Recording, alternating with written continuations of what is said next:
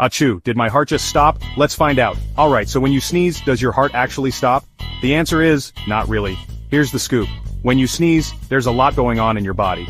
Your chest pressure changes, and it can mess with your heart's rhythm for a split second. But don't worry, your heart doesn't completely stop, it just skips a beat, like when you see your crush. So, next time someone tells you sneezing stops your heart, you can tell them it's just a little hiccup in the rhythm. If you enjoyed this myth busting, don't forget to like, subscribe, and hit that bell icon for more fun facts.